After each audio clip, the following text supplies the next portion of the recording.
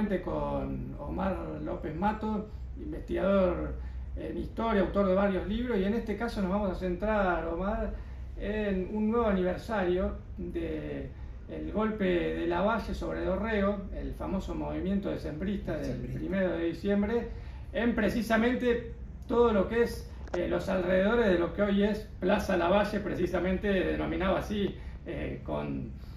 justamente por ese mismo tema. Sí, bueno, esta revolución decembrista tiene un origen en el fracaso de la guerra por Brasil, pero no un fracaso en la guerra. La guerra fue exitosa, la batalla de Ituzaingó es uno de los ejemplos de una gran victoria, no aprovechada. También, y esto es una cuestión porque acá en Argentina no se le habla mucho sobre lo que fue la campaña de las misiones de Fructuoso Rivera, que fue lo que realmente termina de convencer al imperio de que no podía seguir con la guerra, porque toda la campaña de Ituzaingó está hecha sobre la costa atlántica. Rivera es el que Rivera con Estanislao López, tienen la iniciativa de empezar una campaña por el río Uruguay, invadir lo que eran las misiones orientales que estaban en manos de Brasil, y de ahí amenazan San Pablo, con lo que ya estaba el imperio brasilero estaba tambaleante. Pero bueno, lo que pasa es que todo esto ya estaba premeditado, ya estaba arreglado de antemano, que Inglaterra no quería tener que Brasil tuviese toda la costa atlántica y que Argentina tuviese toda la costa atlántica. Necesitaban tener el estado tapón, el estado de cristal, una idea que tenían como para decir, bueno, hacemos más negocio con este espacio, así no le quitamos predominancia a lo que serían las dos potencias de América Latina. Y bueno, esto ya estaba como calculado, como predicho, y Alvear lo sabía. Pero a veces me da la impresión, cuando uno ve el desempeño de la batalla de Ituzaingó, que Alvear iba a perder y que realmente la única orden que le obedecieron terminó con la muerte del coronel Bransen y del hermano y de Joaquín Lavalle, el hermano de Juan Lavalle, y que todo lo demás se debió al genio y la capacidad guerrera que tenía el general Paz y el general Lavalle en su momento. Es decir, fue la batalla de las desobediencias. Y cuando le recriminaban a Alvear por qué le había dado esa orden de cargar con caballería sobre un terreno fangoso, una cosa que no tenía ni pies ni cabeza, y él no podía tener una excusa. Ese famoso en donde le manda a hacer una carga y Bransen le discute porque era obvio que ese lugar no era apto para maniobrar con caballería. Y esa frase soberbia de Alvear que le dice, mire, cuando usted servía bajo las órdenes de Napoleón, porque Bransen fue oficial de Napoleón, usted no le discutía las órdenes. Ahora que está de moda Napoleón, ¿no? Usted le discutía las órdenes, no veo por qué me la va a discutir a mí. Y él, siguiendo el orden militar, le dice, sí, cómo no, y sabía que iba a la muere y murió en esa batalla. De hecho, fíjate vos, las vueltas de la vida, que el cuerpo de Bransen fue recuperado como 2 años más tarde, lo trajeron a Buenos Aires y está enterrado enfrente de la bóveda de la familia Alvear. En el cementerio de la Recoleta, cuando uno entra, está Bransen a la derecha y a la izquierda está el panteón de los Alvear. De todas maneras, la batalla de Ituzaingó hay que remontarse a febrero de 1827, sí. Y la guerra termina mucho después, inclusive con los 2 tratados de paz. Primero ese polémico de García y después finalmente el del 28 del propio Dorrego, que a esa altura había pasado a ser el gobernador de Buenos Aires, claro, y encargado de relaciones exteriores. Lo que pasa es que el que empezó, digamos, la historia fue Rivadavia, que en su carácter de presidente lo manda a García, pero ya García y Rivadavia estaban al tanto del proyecto inglés. Igual, bueno, lo desafiaron un poco, pero después cuando llegó el momento no podían seguir avanzando, porque ojo, si también seguían avanzando las tropas a lo largo de la costa, cuando uno tiene las líneas muy largas, es probable que se la corten. De ahí también el genio militar de Rivera, que ataca por el otro flanco y desorienta un poco a los brasileros, y que bueno, ahí viene, ya los ingleses imponen su trato, Rivadavia se tiene que ir por toda una cuestión de corrupción también por el tema de las minas las minas de plata, la mina de Famatina, que tenía pactos bastante espurios con bancos ingleses. Dorrego lo echaba.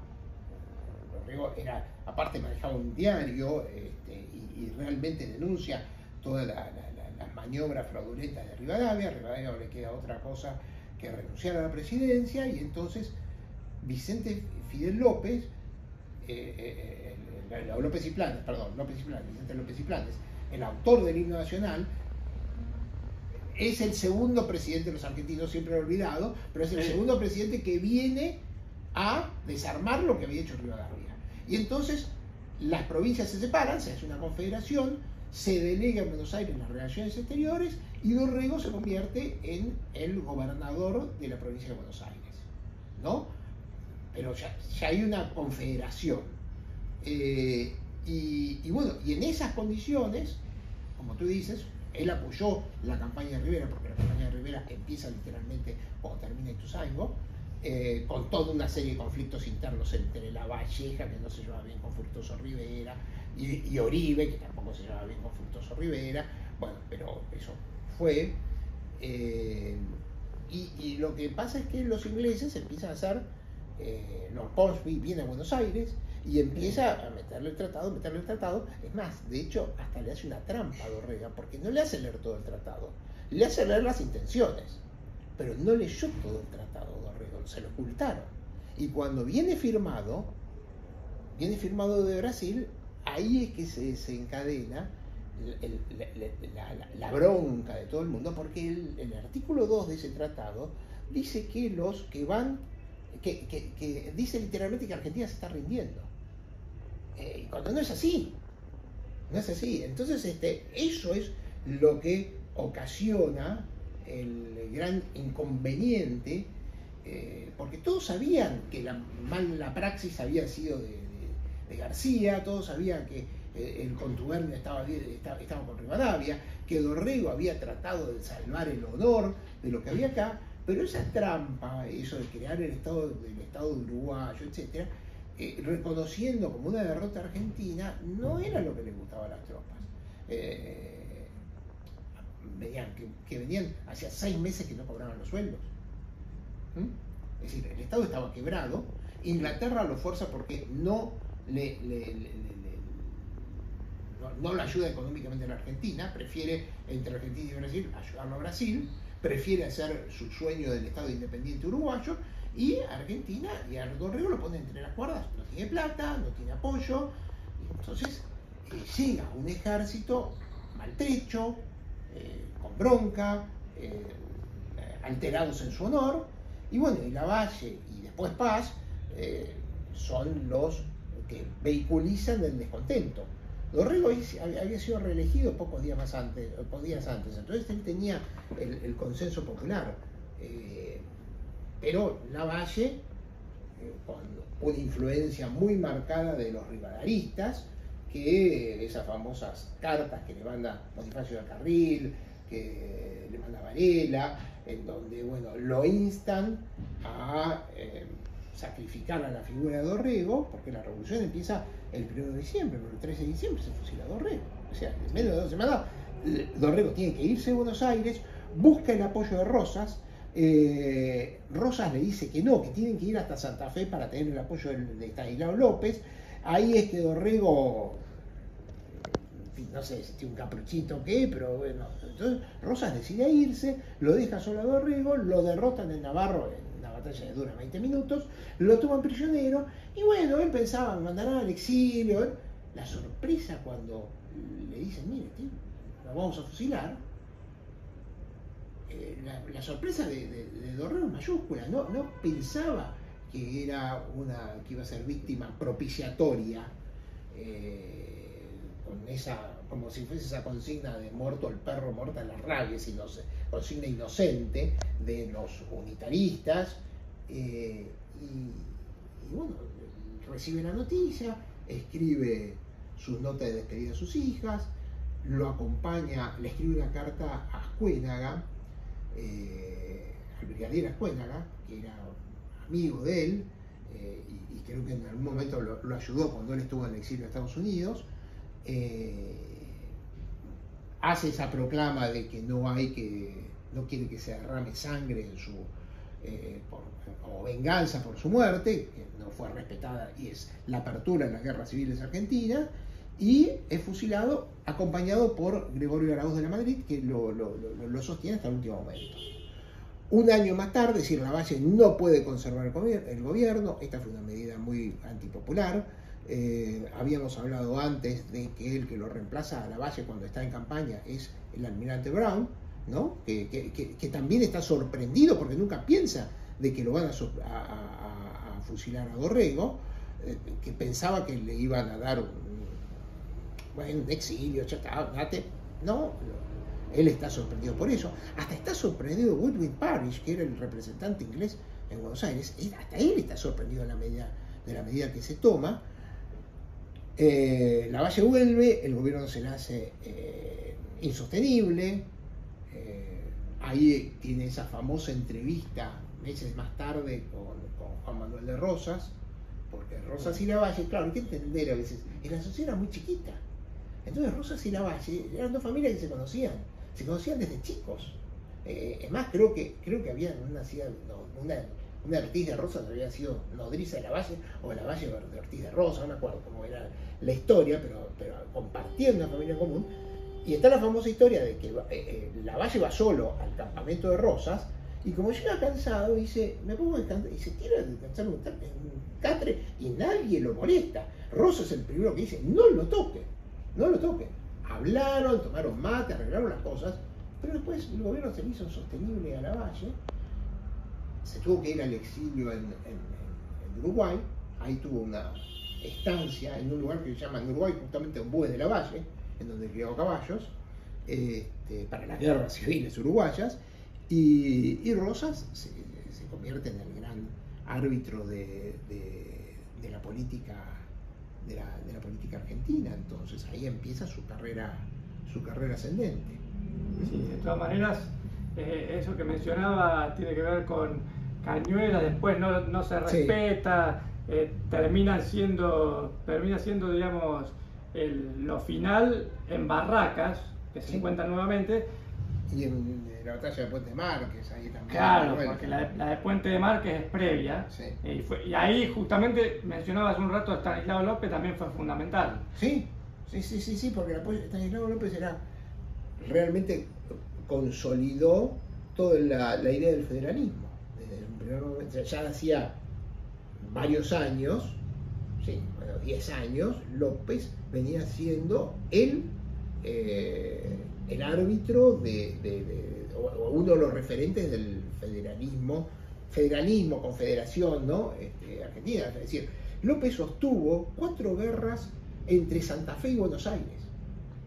Eso es lo que mucha gente no conoce. Entre Santa Fe y Buenos Aires, en plena guerra de la independencia, cuando estaba el ejército del norte, etcétera, cada tanto los porteños mandaban un ejército a someter a Santa Fe. ¿Por qué querían someter a Santa Fe? Porque querían el monopolio del puerto de Buenos Aires. Ese es el gran secreto de las guerras civiles argentinas. ¿Por qué en última instancia aceptan bien, y está el proyecto porteño de que Montevideo se vaya y que haya otro país perfecto? ¿Por qué? Porque Montevideo era mejor puerto que Buenos Aires y competía como puerto por Buenos Aires. Entonces era mejor, saquémoslo del medio a Buenos Aires. Y el otro puerto bueno era Santa Fe, porque Rosario casi no existía. El otro puerto bueno era Santa Fe. Entonces, y el otro más arriba era Corrientes. Entonces Santa Fe... Bueno, Corrientes también tiene lo suyo, pero bueno, mucho pero justamente por ser puerto, Corrientes es que siempre fue antirrosista. Pero bueno, eso es otra historia. Pero durante la primera década de existencia, 4 ejércitos argentinos fueron a tomar Santa Fe. Y Estanislao López fue el que se opuso. Y después terminó en 1820 con la batalla de Pilar, con la batalla del Minuto, en donde derrota a los porteños, y en vez de entrar con Ramírez a sangre y fuego a Buenos Aires, la batalla de Cepeda, después viene el Tratado de Pilar, la batalla de Cepeda, la batalla del Minuto, y después viene el Pacto de Pilar. Y ahí viene que en vez de entrar a sangre y fuego a Buenos Aires, él se dedica bueno, a contemporizar un poco de la mano de Zarratea y bueno, nada, entonces ya se había convertido en una figura líder y después, para colmo, cuando muere Ramírez 2 años más tarde, ya la figura de López es indiscutible. Y bueno, Ramírez en Córdoba justamente, para los que están en el ámbito de la historia, les aparece porque recordemos que murió justamente allí. En Córdoba, bueno, defendiendo a su amante, a la Delfina, es una historia una de las grandes primeras historias románticas del desenlace romántico de la historia argentina. Bueno, Omar, muchísimas gracias por esta nota, interesantísimo, y vemos también que más allá del origen, digamos, por lo cual te hemos convocado, cómo se van relacionando diferentes personajes. Por ejemplo, el de Zarratea, que en algún momento tuvimos la posibilidad de dialogar sobre él también en un programa de este año. Bueno, Zarratea, claro, por la vida de él y después porque Zarratea fue el gran opositor de Artigas. Y Artigas y Frutuoso Rivero le hicieron la vida imposible a Zarratea cuando fue delegado a la banda oriental. ¿Sí? Una persona de un comportamiento que a veces es un poco difícil de entender, pero es parte del hegemonismo porteñista.